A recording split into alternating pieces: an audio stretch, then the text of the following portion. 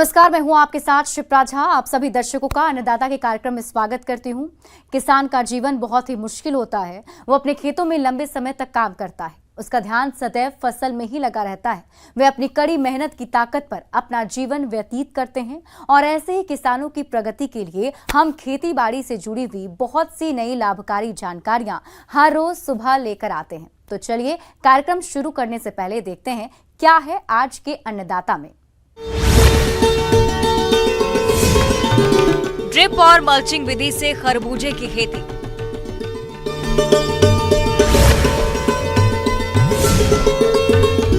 गर्भित दुधारू पशुओं की देखरेख का सही तरीका।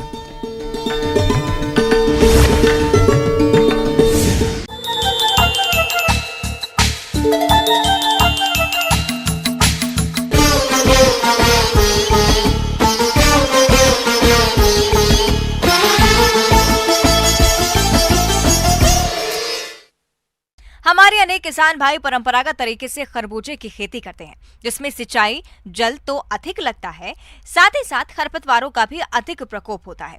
इसी बात को ध्यान में रखते हुए ग्राम गुलुआ जिला सागर के युवा प्रगतिशील किसान सिद्धार्थ पटेल ने ड्रिप और मल्चिंग विधि से खरबूजे की खेती की है।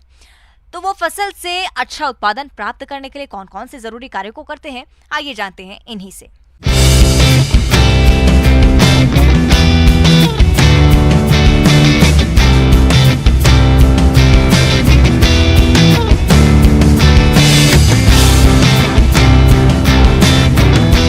इस वर्ष हमने 6 एकड़ में जो खेती की है वो ड्रिप और मल्चिंग पे अच्छी उम्दा तरीके से लगाकर की है।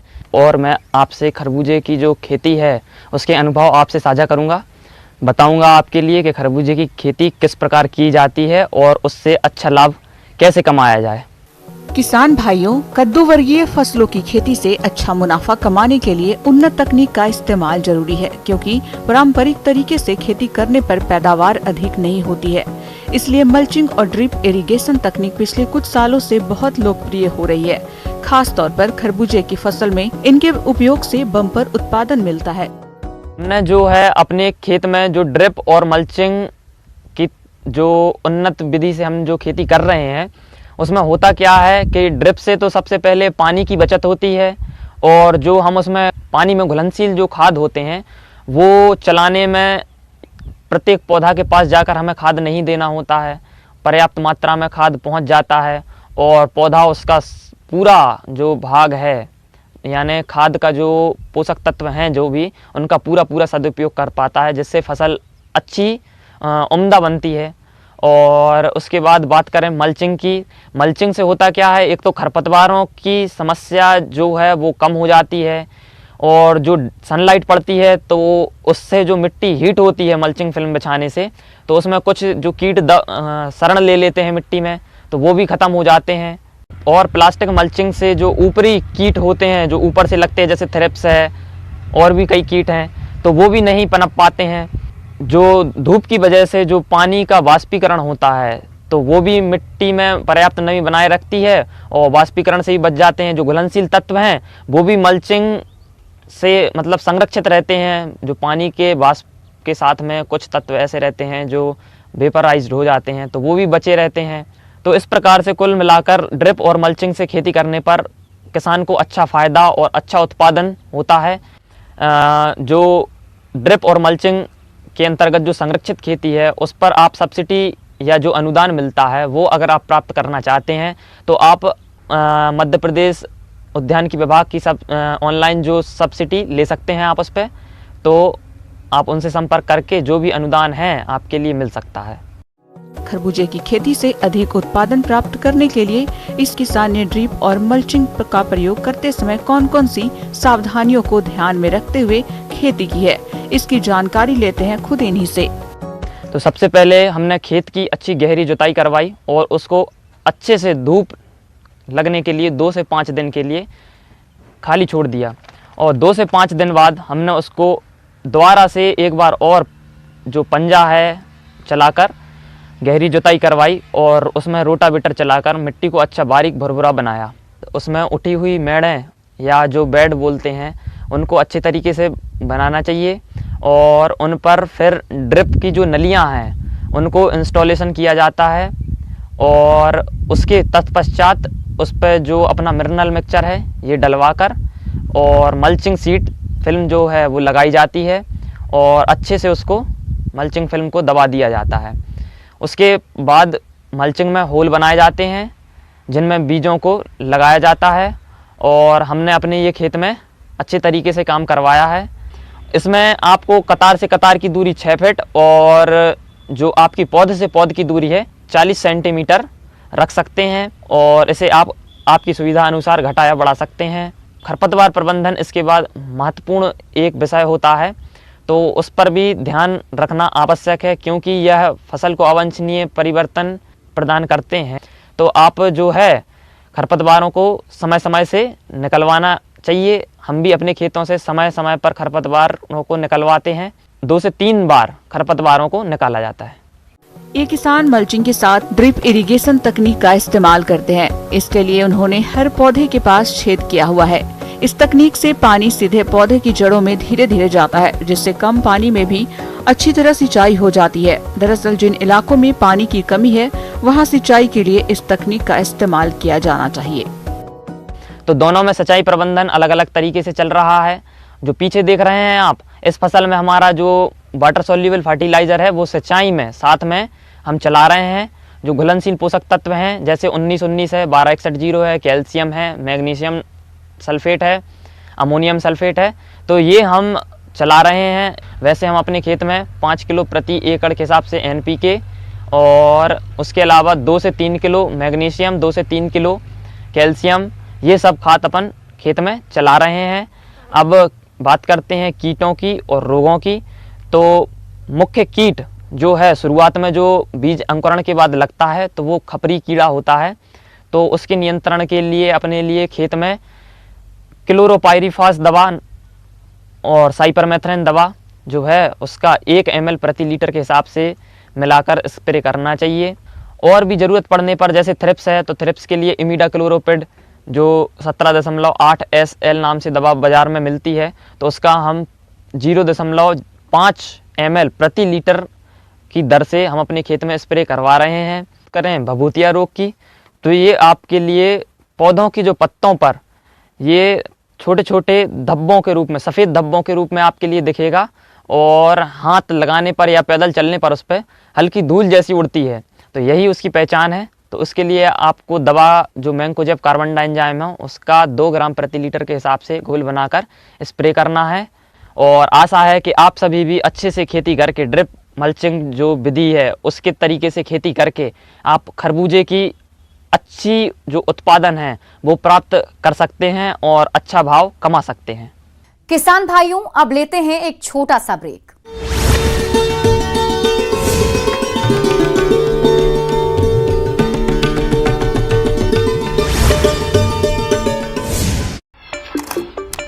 सैकड़ों कैमरों।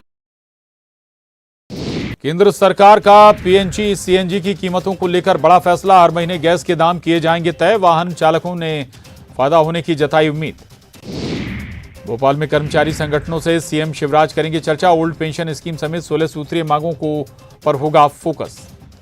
इंदौर में कैलाश विजयवर्गीय ने दिया विवादित बयान। कहा लड़कियां इतने गंदे कपड़े पहनकर निकलती हैं कि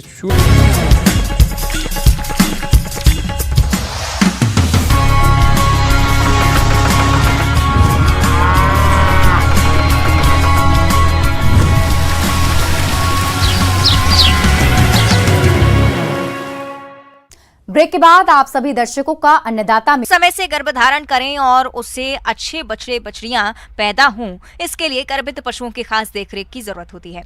लेकिन अक्सर पशुपालकों को सही देखरेख की पूरी जानकारी नहीं होती है, जिससे उन्हें काफी नुकसान होता है। इसलिए आज हम गर्भित पशुओं की सही देखरेख और प्रबंधन के बारे में जानकारी लाए हैं, जिसे हमारे बीच साझा कर रहे हैं डॉक्टर धर्मेंद्र कुमार।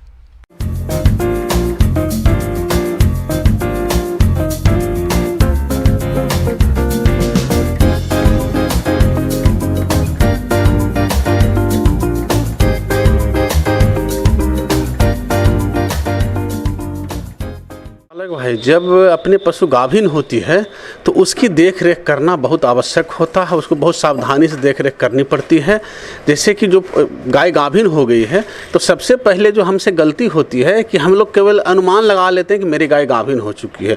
इसके लिए सर्वप्रथम आपको पहल करनी है, जब एआई करवाएं या कोई भी साढ़ से ही गाभिन करवाएं तो 3 महीना पर मतलब 90 दिन के बाद उसको किसी पशु चिकित्सक को बुला कर उसका चेक करवा लें कि सही में गाभिन है कि नहीं। वो निश्चिंत होने के बाद समझें कि आपकी गाय गाभिन हो चुकी है। तब जाके नॉर्मल शेड्यूल में इसको चलाते रहें, जितना दूध दे रही उसके अनुसार इसको दाना देते रहना है। और 7वां महीना, जब 7वें महीने की गाभिन हो जाए तब इस पे स्पेशल प्रिकॉशन सावधानी बरतने की आवश्यकता होती है। मुख्य रूप से गर्भवत पशु के गर्भ का विकास 6 से 7 माह के दौरान तीव्र गति से होता है, इसलिए उस पर विशेष ध्यान देने की जरूरत होती है। गर्भवत पशु को चराने के लिए अधिक दूर तक नहीं ले जाना चाहिए और उबड़ खाबड़ रास्तों पर नहीं घुमाना चाहिए। उठने बैठने के लिए पर्याप्त स्थान देने की जरूरत होती है। पशु जहां बंधा हो उसके पीछे के हिस्से का फर्श आगे से कुछ ऊंचा उठा होना चाहिए। लेकिन फिर भी मतलब कि उसके पहले भी 1-2 महीना पहले से भी कम से कम उसके घर के ध्यान रखना पड़ेगा। उसके लिए स्पेशल प्रिकॉशन रखने की आवश्यकता पड़ती है कि उसका घर जो हो वो स्लिपरी नहीं हो, मतलब जो सतह है वो फिसलने वाली नहीं हो। गाभिन पशु के लिए बहुत बड़ी दिक्कत करती है। एक तो ये बात होगी, दूसरी बात होगी कि 7 महीने के बाद उसको मैक्सिमम कोशिश करें कि उसको ऐसी मतलब सूखा जगह पर ज़्यादा रखें और मुलायम जगह पर, खास करके 9वें महीने, जो 9वां महीना आ जाए कि 8 महीना पूरा हो गया है, 9वां महीना चलने लगी है, तब उसको अलग कर देना चाहिए। मतलब अलग कमरे में रखना चाहिए जहाँ पर कि मुलायम हो, ताकि एक दूसरे गाय से झगड़ा नहीं करे, एक दूसरे गाय को मारे नहीं। करना क्या है, जब तक दूध दे रही है तो उसके अनुसार दाना देना है। जो 1 किलो दूध पे 500 ग्राम दाना दी जाती है, इस हिसाब से उसको दाना मिलते रहना चाहिए। लेकिन होता क्या है कि जो गाय है उसमें 1 महीना, कम से कम 2 महीना पहले, ऐसे अब जो परिस्थिति आ गई 1 महीना पहले लोग दूध निकालना बंद कर देना चाहिए उसको। जब दूध निकालना बंद कर देते हैं, किसान भाइयों, गर्भवत पशु को गर्भकाल के समय पूर्ण और संतुलित आहार देना चाहिए। गर्भवत पशु को प्रतिदिन 25 से 30 किलो हरा चारा, सूखा चारा, 5 से 6 किलो खल्ली, 1 किलो खनिज मिश्रण, 50 ग्राम नमक, 30 ग्राम और 45 से 60 लीटर स्वच्छ और ताजा पानी प्रतिदिन पीने के लिए अनिवार्य रूप से देना चाहिए। उसके बाद क्या होता है कि हम लोग उसका दाना देना भी बंद कर देते हैं, केवल भूसे पे ले आते हैं। तो ऐसी गलती नहीं करना है, उसको दाना उतनी कंटिन्यू रखना है और धीरे धीरे अंतिम जब बच्चा देने के समय आ जाए उस समय तक दाना बढ़ाकर इतना कर देना है जितना कि सबसे अधिक दूध देती थी उस समय दाना देते थे। मिनरल की मात्रा जरूर रखें, चूँकि उसके पेट में जो बच्चे बढ़ रहे हैं वो 7वें महीने से अधिक वृद्धि करती है। तो मिनरल की मात्रा कम से कम 50 ग्राम कंटिन्यू रखें इसको, ताकि उसका हड्डी, जो बच्चे की हड्डी होती है उसको बनने में कैल्शियम फास्फोरस की आवश्यकता है, इसका मेंटेन रखें। और इसके साथ साथ इससे जो भी गाभिन पशु, इसके लिए 24 घंटा पानी की व्यवस्था रखें आप, ताकि जब इच्छा हो उसको तो साफ, स्वच्छ और मतलब फ्रेश पानी उसको उपलब्ध हो जाए, ताकि मन भर पानी पीते रहे, जिससे मतलब पशु स्वस्थ रहेगी और बच्चा भी स्वस्थ जन्म लेगी। इसके बाद आती है बच्चा देने के समय। यदि आपको मतलब कुछ लक्षण ऐसे दिखें कि अडर बहुत अच्छी ग्रोथ कर गई है तो अब बच्चा 1-2 दिन में देगी, तब उसमें सावधानी बरतने की आवश्यकता है कि उसमें 24 घंटा आपको ड्यूटी वहां पर देनी पड़ेगी। पशु को अगर बयाने में कोई परेशानी आए तो नजदीकी पशु चिकित्सक से तुरंत संपर्क करें। बयाने के आधे घंटे के भीतर नवजात बच्चे को खिस अवश्य पिलाएं।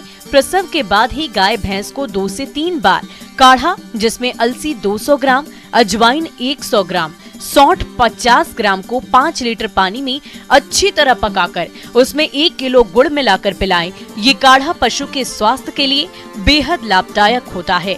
यदि पशु प्रसव के 12 घंटे के अंदर जीर नहीं गिराता तो आपको नजदीकी पशु चिकित्सक से संपर्क करना चाहिए। तब आपको समस्या नहीं होगी। यदि छोड़ देते हैं तो अगली बार बहुत ज़्यादा समस्या होती है। ये सब को सावधानी बरतते हुए यदि गाभिन पशु का ध्यान रखते हैं तो पशु अच्छी दूध भी देगी, अगली बार समस्या भी कम आएगी। आगे और भी है खेती बाड़ी से जुड़ी हुई बहुत सी रोचक जानकारियां। यहां रुकेंगे एक और छोटे से ब्रेक के लिए।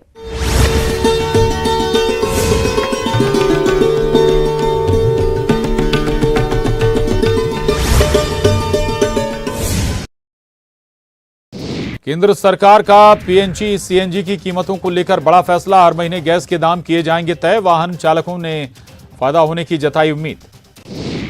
भोपाल में कर्मचारी संगठनों से सीएम शिवराज करेंगे चर्चा। ओल्ड पेंशन स्कीम समेत 16 सूत्रीय मांगों पर होगा फोकस।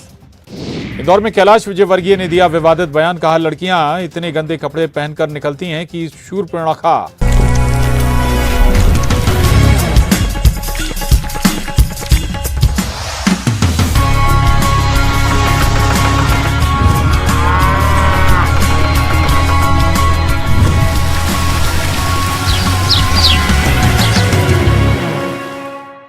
ब्रेक के बाद एक बार फिर से आप सभी दर्शकों का अन्नदाता के खास कार्यक्रम में स्वागत है।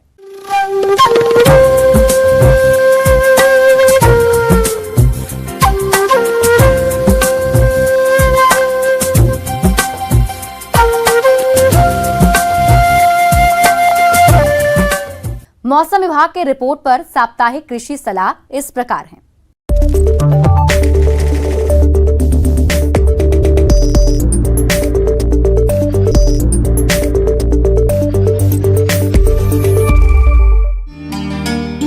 जवाहरलाल नेहरू कृषि विश्वविद्यालय आंचलिक कृषि अनुसंधान केंद्र पवारखेड़ा नर्मदापुरम द्वारा भेजे गए मौसम पूर्वानुमान रिपोर्ट के आधार पर जिला नरसिंहपुर और इससे लगे जिलों के किसान भाइयों को सलाह दी जाती है कि आगामी दिनों में इन क्षेत्रों में हल्के से घने बादल छाए रहने और गरज के साथ बिजली, तेज हवा चलने और वर्षा होने का अनुमान है। हवा लगभग 5 से 10 किलोमीटर प्रति घंटा की औसत गति से दक्षिण पूर्व से उत्तर पूर्व की ओर बहने की संभावना है। अधिकतम तापमान 35 से 37 डिग्री सेल्सियस और न्यूनतम तापमान 18 से 20 डिग्री सेल्सियस के लगभग रहने की संभावना है। ऐसे में इन क्षेत्रों के किसान भाइयों को सलाह दी जाती है कि पककर तैयार गेहूं की फसल की कटाई शीघ्रता से करें व कटी हुई फसल को खलिहान में धूप में उचित नमी स्तर पर सुखाकर गहाई करें। गेहूं का सुरक्षित भंडारण करें। फसलों की कटाई के उपरांत खेत में कच्चे अवशेषों को जलाएं नहीं, बल्कि जुताई करके भूमि में दबाएं। उससे भूमि में जीवांश और पोषक तत्वों की मात्रा बढ़ेगी और प्रदूषण भी नहीं होगा। गन्ना की फसल में रोग और कीटों की रोकथाम के लिए निगरानी करते रहें। गन्ना की फसल में निराई गुड़ाई करें। गन्ना की फसल में 10 से 12 दिनों के अंतराल पर सिंचाई करते रहें। मिर्च, टमाटर, बैंगन आदि में प्ररोह एवं फल छेदक इल्ली की रोकथाम के लिए इमामेक्टिन बेंजोएट 10 मिलीलीटर प्रति पंप की दर से घोल बनाकर छिड़काव करें। आम के बाग में मीलीबग को नियंत्रित करने के लिए तने में ग्रीस स्ट्रिप का उपयोग करें और 250 ग्राम प्रति पौधा की दर से मिट्टी में उपयोग करें। और मैंगो हॉपर कीट के नियंत्रण के लिए एसीफेट पाउडर 45 मिलीलीटर प्रति पंप या लेमडासाइहाइलोथ्रिन 10 मिलीलीटर प्रति पंप तथा घुलनशील गंधक 2 ग्राम प्रति लीटर पानी के हिसाब से घोल बनाकर छिड़काव करें। आम की बाग में फल झड़ने को रोकने के लिए 5 मिलीलीटर प्रति पंप की दर से प्लेनोफिक्स नामक दवा का छिड़काव करें। दुधारू गायों एवं भैंसों को प्रोटीन युक्त दलहनी हरा चारा जैसे बरसीम एवं लुसर्न की कटाई कर सूखे चारे जैसे गेहूं का भूसा एवं कुट्टी के साथ 3 संबंधी 1 के अनुपात से मिलाकर खिलाएं। पशुओं के अच्छे स्वास्थ्य और दुग्ध उत्पादन के लिए चारे के साथ साथ 50 ग्राम नमक और 50 से 100 ग्राम खनिज मिश्रण प्रति पशु अवश्य दें। बाहरी परजीवियों से बचाव के लिए ब्यूटॉक्स का उपयोग करें। पशुशाला की नियमित सफाई करें। 1 लीटर पानी में 5 मिलीलीटर फिनाइल मिलाकर फर्श की सफाई करें। किसान भाई अपने जानवरों को धूप में निकलने से बचाएं। ज्यादा से ज्यादा पानी पिलाएं और जानवरों को नियमित रूप से नहलाएं। पशु बाड़े को हवादार बनाएं एवं गीले वारदाने लटकाकर ठंडा रखें। यदि संभव हो तो पशु बाड़े में फोगर की व्यवस्था करके हर 4-5 घंटे में फोगर चलाएं। भैंस वंशीय पशुओं को पानी भरे तालाब में छोड़ें। बकरियों में पीपीआर रोग के नियंत्रण के लिए टीका लगवाएं। गर्मी से बकरियों की सुरक्षा करें। बकरियों को हरा चारा, साफ पानी एवं सूखे स्थान पर बांधें एवं परजीवियों से बचाव के लिए जरूरी उपाय करें। मुर्गियों में रानीखेत बीमारी के नियंत्रण के लिए टीका लगवाएं। चूजों को 7 दिन की अवस्था पर टीकाकरण करवाएं। मुर्गे और मुर्गियों को मिनरल मिक्सचर और साफ एवं ताजा पानी दें। मुर्गीशाला की बिछाली गीला होने पर समय से पलट दें और सुखाने के लिए चूना का भुरकाव करें।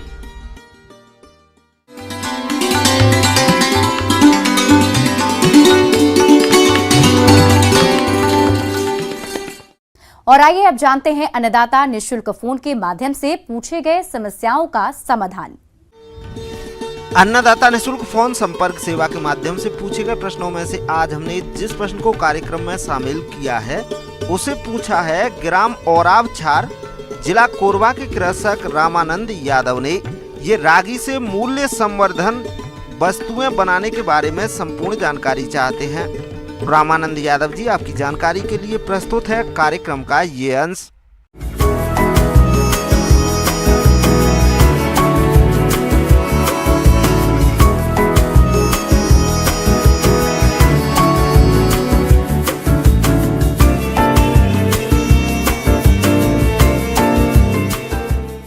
भारत दुनिया के उन सबसे बड़े देशों में शामिल है जहां सबसे ज्यादा मोटे अनाज की पैदावार होती है। दुनिया में पैदा होने वाले मोटे अनाज में भारत का अनुमानित हिस्सा 41% तक है। भारत में सबसे ज्यादा बाजरा, रागी, ज्वार, कोदो, कुटकी आदि उगाए जाते हैं, लेकिन इनका खान पान केवल ग्रामीणों तक सिमट कर रह गया है, जबकि मोटे अनाजों का सेवन सेहत के लिए काफी लाभकारी होता है।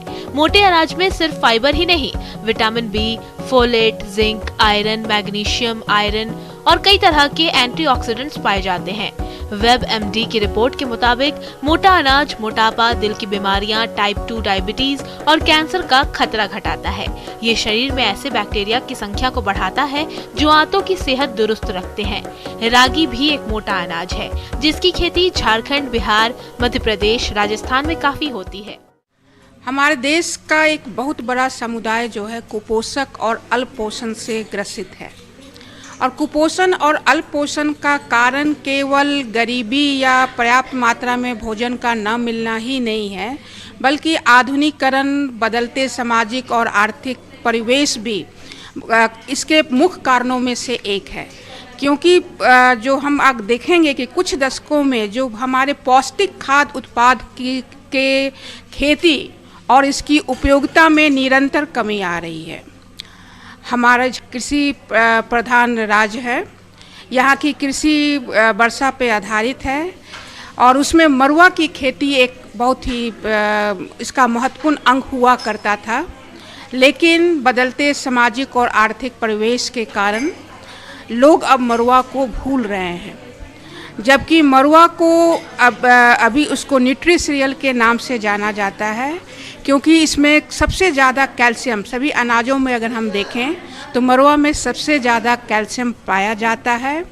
इसमें जो क्रियात्मक रेशे होते हैं और जो इसके जो यूनिक जो स्टार्च का जो संरचना है वो इसको हेल्थवर्धक बनाता है, और ये जो हृदय रोग से ग्रसित लोग हैं, डायबिटिक लोग हैं, उनके लिए काफ़ी लाभदायक है।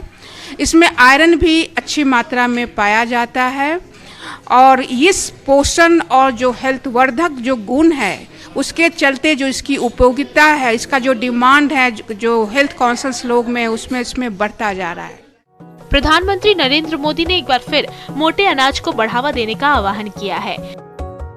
मोटे अनाज को महत्व दिलाने के लिए मोदी सरकार ने साल 2018 को मोटा अनाज वर्ष घोषित किया था, और अब भारत के प्रस्ताव पर संयुक्त राष्ट्र ने साल 2023 को अंतर्राष्ट्रीय मिलेट्स वर्ष यानी इंटरनेशनल ईयर ऑफ मिलेट्स के रूप में मनाने का निर्णय लिया है। कोरोना के बाद मोटे अनाज इम्यूनिटी बूस्टर के रूप में प्रतिष्ठित हुए हैं, इसलिए इन्हें सुपर फूड भी कहा जाने लगा है।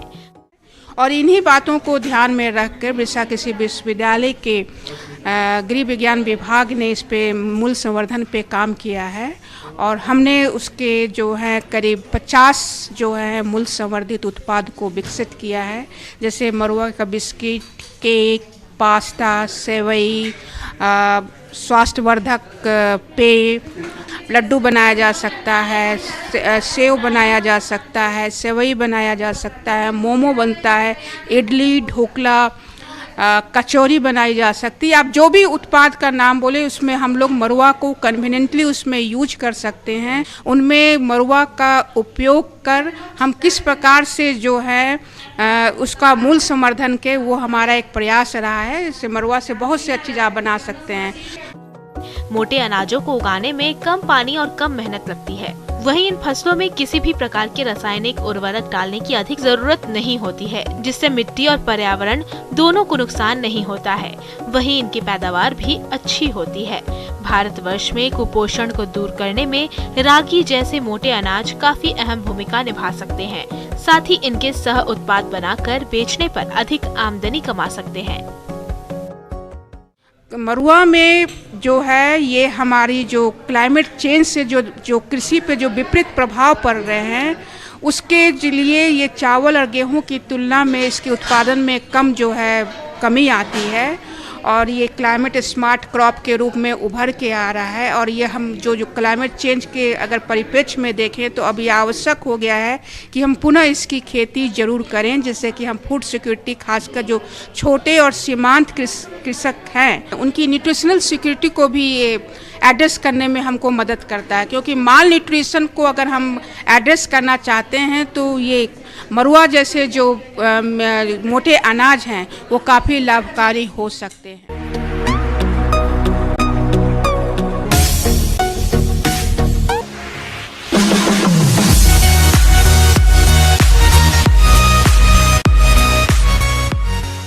और आइए एक नजर डाल लेते हैं राज्य के कुछ मंडियों के प्रमुख फसलों के बाजार भाव पर।